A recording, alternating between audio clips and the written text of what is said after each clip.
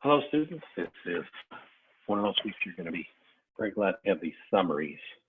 As much as I hate PowerPoints, there is so much to talk about this week, and we're going to go at lightning speed. So let's start right away. And again, please refer to the text if there are issues that you don't understand. Okay, corporate formation and financing. We're going to go in a little different order, if you will, because the way I think it's clarity of concept, so it's not going to go in numerical order. Now, corporation or limited liability company or partnership, if you think about it, it really is just a legal entity that a state lets you form.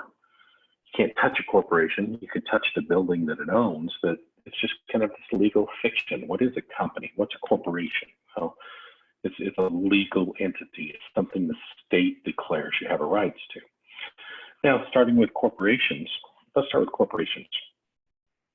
Most of you are familiar with big corporations, Apple. So Apple has thousands, if not millions, of shareholders. Who's that? Well, that's someone that buys shares or ownership interests in Apple. It can be persons that own it, or it can be a business. And those are known as shareholders. They're the owners of a corporation. As we mentioned, a corporation is a legal person. It can do things that people can. It can sue those court systems. It has certain constitutional guarantees. Who runs the corporation? Well, a board of directors has ultimate oversight. Who's on the board of directors? Well, the shareholders every year will elect a board of directors.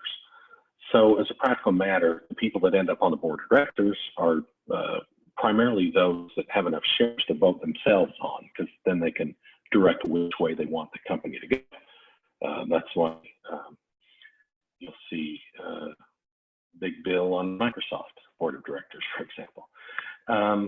They make the policy decisions, and then they hire the officers to the day-to-day running of the company. So when you hear CEO, CFO, president, vice president, all those types of titles, those are the officers that day-to-day run the company. A board might meet monthly, quarterly, or maybe even once a year, but the officers are at the company, running the company. So I'm needing a derivative. Now, in a corporation, the law provides you, let's say you buy shares of Apple. Let's say you buy $5,000 worth of Apple. Well, if Apple gets sued for $500 million, loses it, are you sued individually? Are you liable? No. The beauty of a corporate form or these legal forms is that these creditors can't come after you individually. The most you can lose as a shareholder is the $5,000 you put in for the shares. If the company goes bankrupt, you lose it.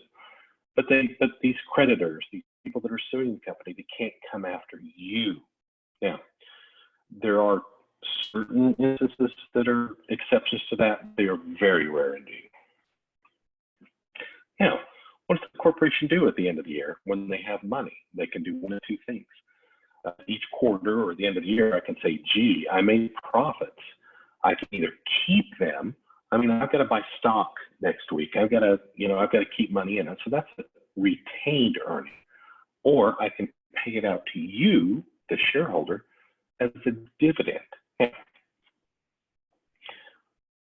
You, as a corporation, and again, there's exceptions to a lot of these rules, C corporations, et cetera, S, but we're trying to get into the C corporation as normal, large corporation.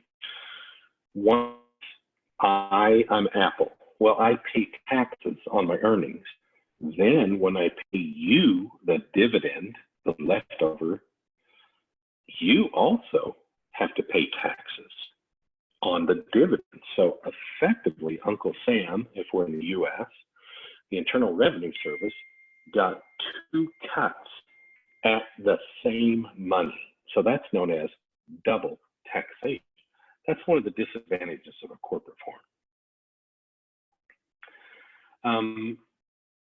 Some people, sometimes we set up companies so there's a parent company and that they own somebody below them. A lot of times we might set up the parent company in a tax-free jurisdiction. That's why you hear parent companies in Panama, Bermuda. Apple has a company in Ireland. Why do they do that? Well, it's because it's a zero or a very low tax rate. So they try to funnel as much money outside the U.S. legally as possible. Why wouldn't owners do that? In other words, if I'm Apple, it makes more sense. I make $500 million this year, and I keep it all in the U.S. and I pay taxes on $500 million at let's say a 25% rate, or I pay a dividend or a license fee, an intellectual property, or a management fee to my parent company in Panama. And Panama, let's say Panama has a 0% income tax. So I am Apple, so I only keep 50 million of the 500 million in the US. The 50 million gets taxed at the 25% rate, but the additional 450 million I have shuffled off to Panama at a 0 tax rate. So that's a tax efficient planning method. That's why you'll see parent companies or subsidiaries or affiliates in tax friendly jurisdictions. Now, some of your CPAs say, well, you still have to pay a dividend tax, et cetera, et cetera. Well, that is true, but I'm trying to just describe why we do offshore, because there's different ways of getting money outside the U.S. legally and saving a dramatic amount of tax money. Now, who can be liable? Now, a corporation can actually be liable for a criminal act that it conducts. And a corporation can be liable for things that its officers and sometimes employees do, both either criminally or even civilly. Here you see a tort. I'm the truck driver for Apple and I'm delivering iPhones and I run over grandma. Well, they don't, I'm the truck driver. I might not have that much money. So the grandma's relatives sue Apple, and Apple is responsible for me as a truck driver. That's called respondeat superior. You're not going to be tested on that Latin term, but basically the concept here is corporations are liable for what their employees do. Okay, corporations, can there be, here's a laundry list. I'm going to let you go through these. This page is very self-explanatory. Public and private, self-explanatory. Nonprofit is self-explanatory. I'm going to let you go through the classifications, but basically close or large or public or et cetera often has to do with the number of shareholders. Is it just a few family members, for example, owns it? How are we going to elect taxes? How the tax of the corporation? So I'm going to let you read through S. That's important, especially those of you that are in accounting or MBAs. The C corporation, I'm going to have all the double taxation, but the S, when I file my taxes, I might want to make the S selection with the Internal Revenue Service and save some money in not everything being subject to double taxation. So please read through this. That's an important distinction when you're doing personal tax planning or tax planning.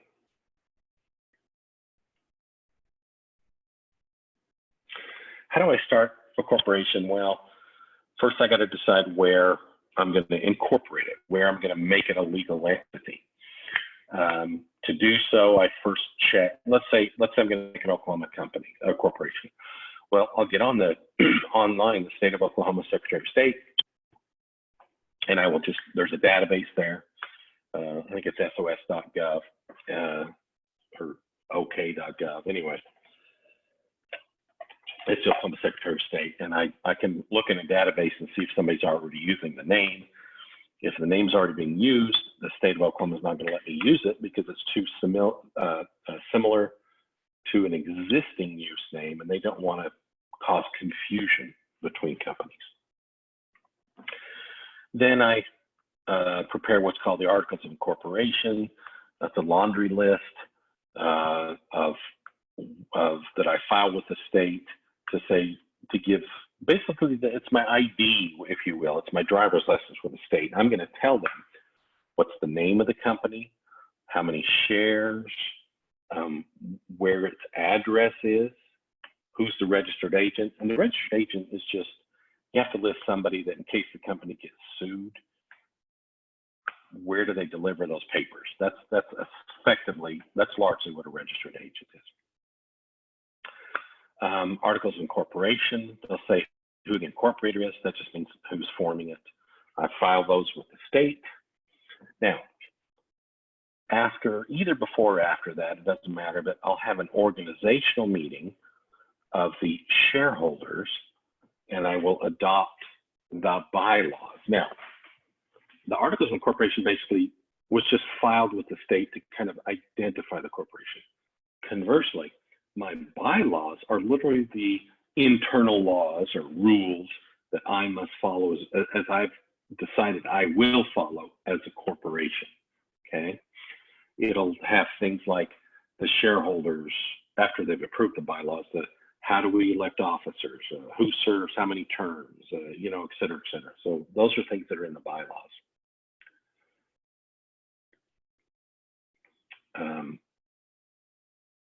What can a corporation do? Well, it's what's in their bylaws. What have they agreed to be able to do when they file the Articles of Incorporation? Generally, a good lawyer, when he files your Article of Incorporation, won't say, gee, this is just, I'm filing this corporation for painters to paint houses. He'll usually say something, because then that's all they can do. What you usually do is say, we're forming this corporation, House Painters Incorporated, to paint houses and other lawful activity. You just do this real broad thing so that the company can do, if it evolves, if it changes, they're not legally restricted from doing the new things that they think is appropriate.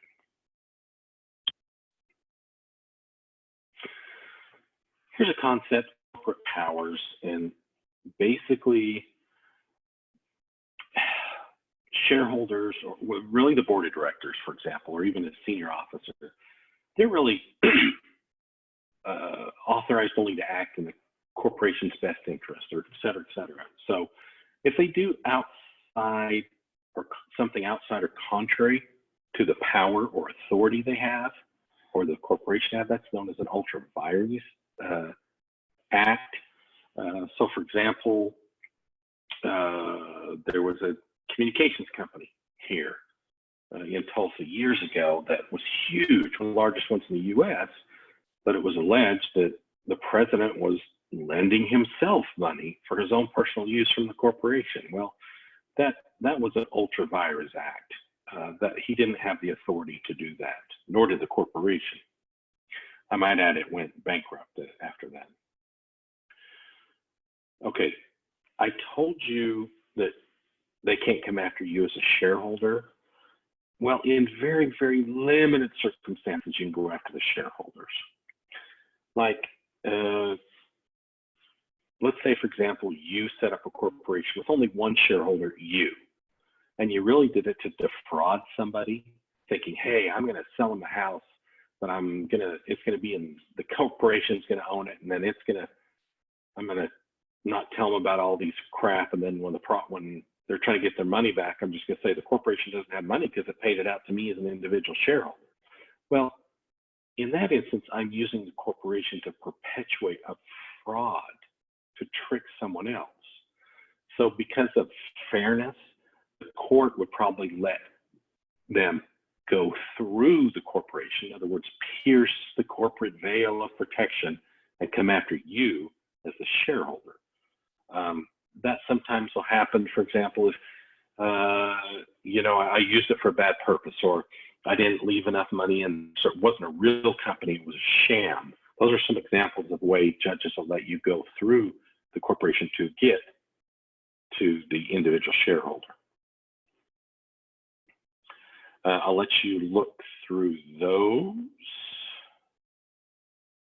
Alter ego, we talked about this. You set up a company, let's say you start your own company. Well, you better be darn sure that you're not commingling, or you're not using your personal bank account for company, or vice versa, going to buying a truck for yourself for personal use out of the business bank account, because the courts can later say, wait a minute, there really wasn't a corporation. There wasn't such a thing. You were mixing the money, you're commingling all the money, so I'm going to let this person sue you, the owner, individually, you, the shareholder. How do corporations run? Well, they don't put it all here, but 3 ways essentially. Number one, when I issue shares or stocks, people buy it and I, the corporation, get that money. That is the first time I issue shares, not after it's on the stock market and people are buying and reselling and buying or something.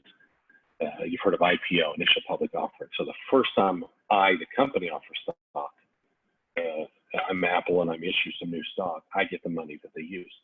I can also do bonds, which borrowing, and I'm going to pay back by a bond.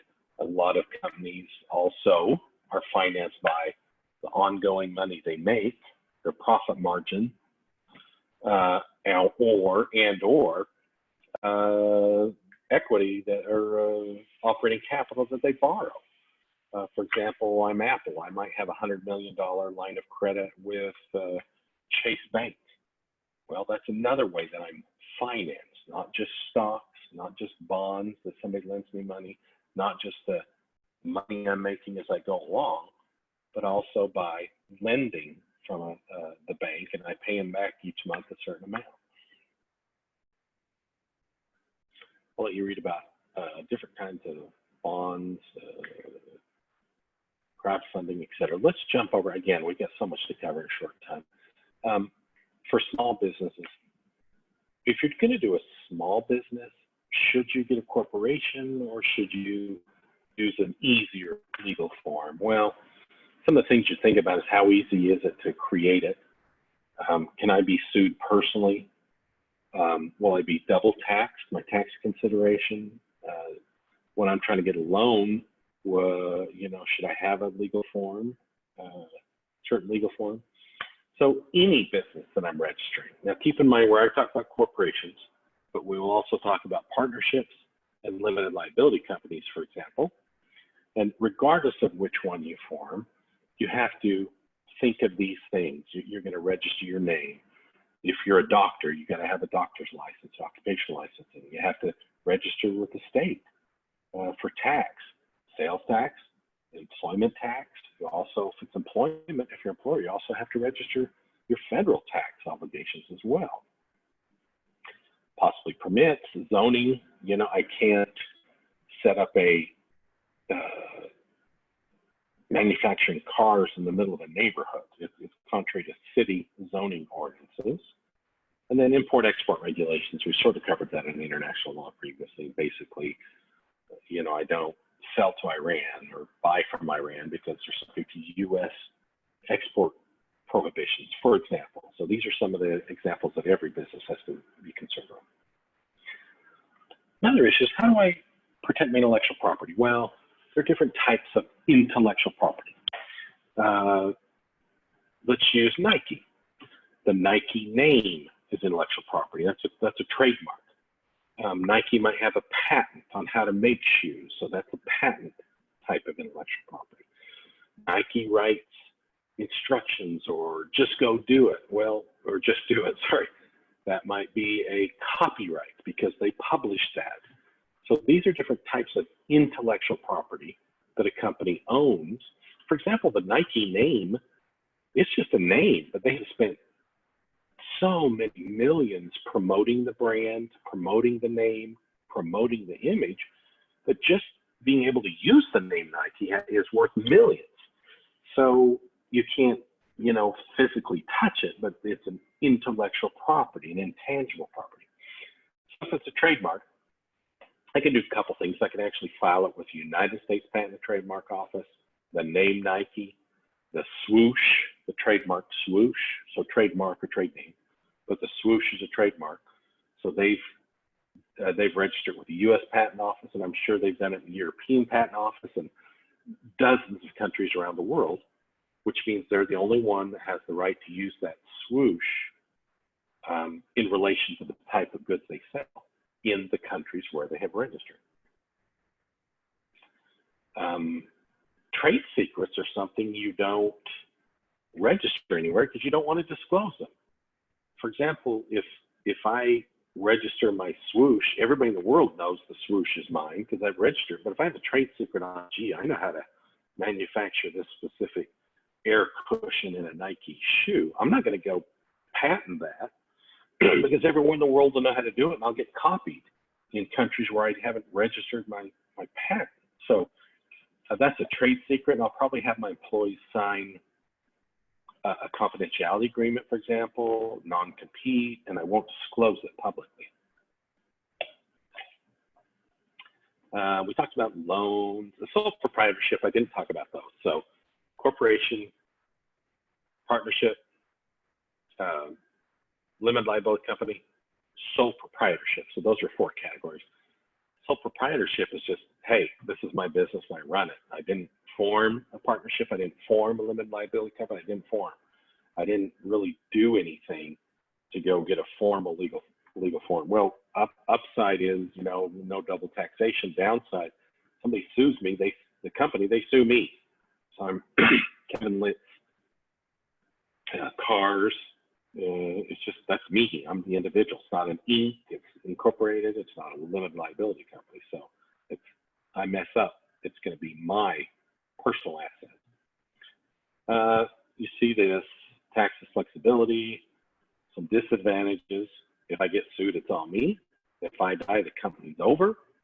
And when I raise capital, it's usually on their personal funds. In other words, if I'm just a sole proprietorship, I don't sell shares to anybody else. So I can't go raise capital that way or raise money, operating money.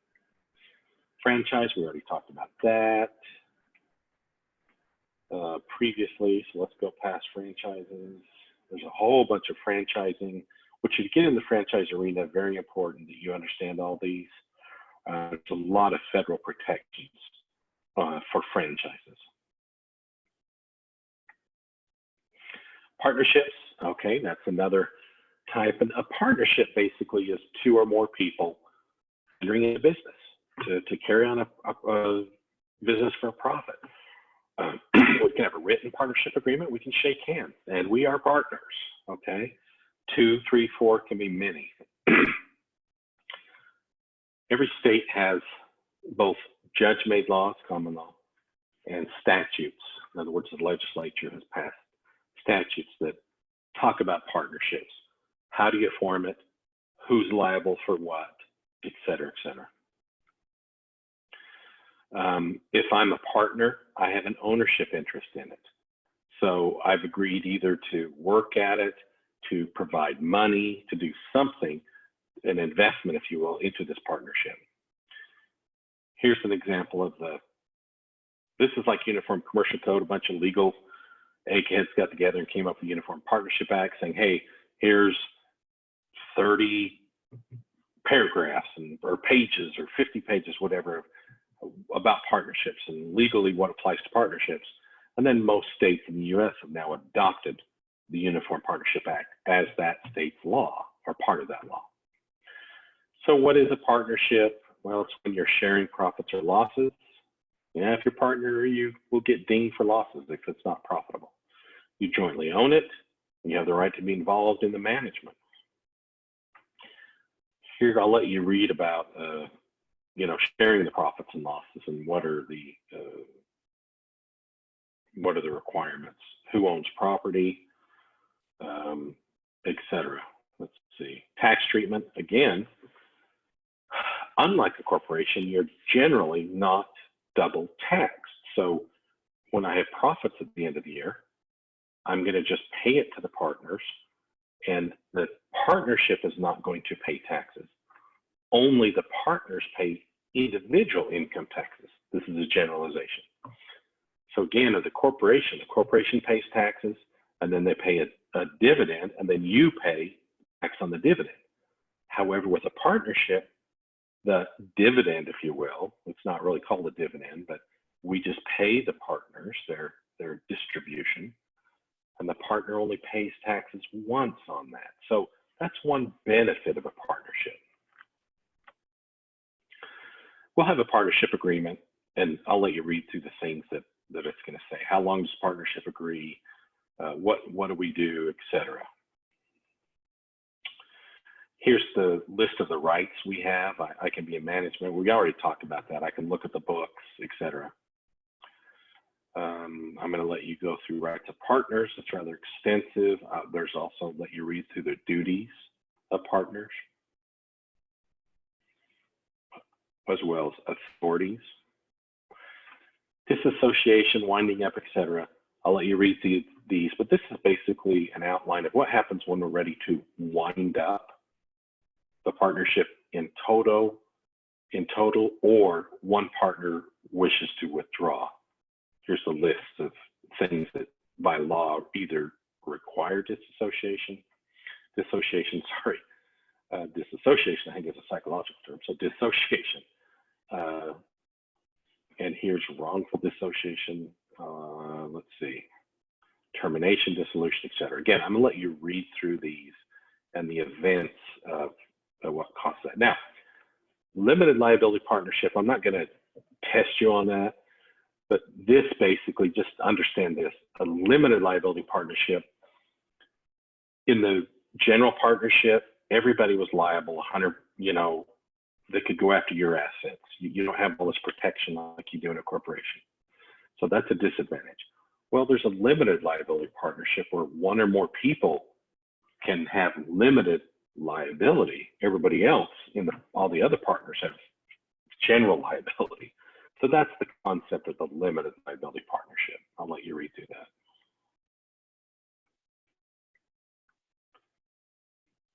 Limited partnerships are very similar.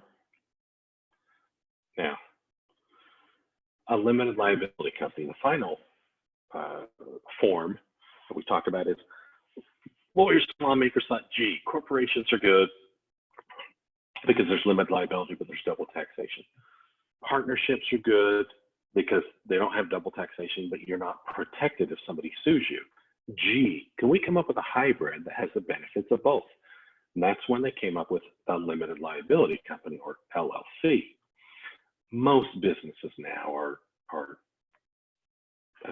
created and operated as a limited liability company. Instead of a shareholder, if you own the LLC or are an owner, then you're a member. You don't have shares, you have an interest in the limited liability company. Same thing, different terminology. Like a corporation, you have limited liability generally that is maxed out at whatever you invest. Now again, you can pierce the corporate veil if you've done something fraudulently, if the LLC is just a sham, etc. So generally you have liability protections, but there are exceptions.